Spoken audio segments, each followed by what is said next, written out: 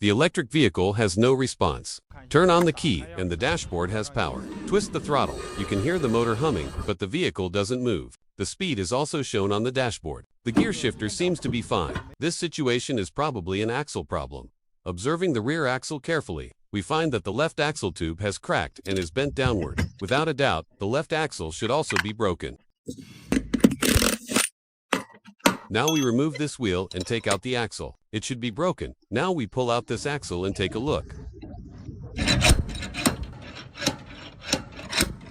After pulling out the axle, we see that the teeth at the front end of this axle have worn smooth. At this time, if we replace just the axle, it won't last long. So we need to replace the entire rear axle assembly. To replace the rear axle, we need to lift the entire vehicle. So we use this safety stand to support the vehicle. Next, we disassemble the rear axle.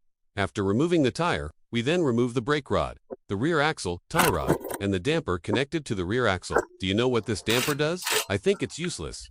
Next, we finally remove the 4 screws on the leaf spring. Then this side of the rear axle can be taken off.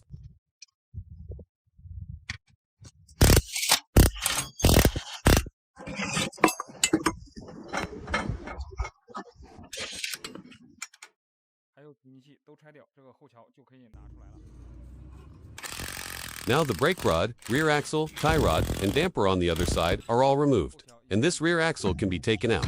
Now the rear axle has separated from the frame. We can take it out, remove the wires from the gear shifter on it, and also remove the motor. Then this rear axle can be taken out.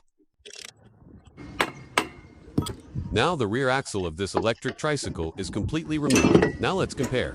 Is the rear axle we purchased the same size as the old one? We find that the motor on this rear axle is on the left, and on the other it's on the right. Do you know what difference it will make when installed? Later we will install it and see what difference and what change there is between a rear axle with the motor on the left and one with the motor on the right. Replacing the rear axle on this electric vehicle looks very troublesome.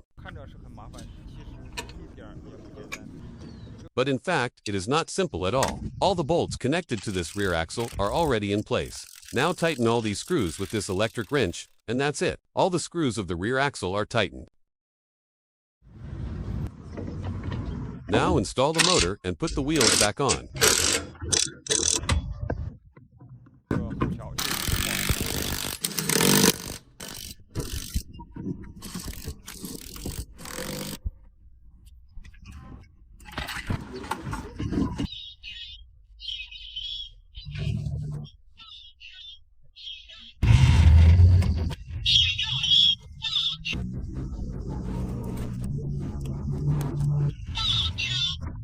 Now everything is working, and thank you for watching. Must like and subscribe.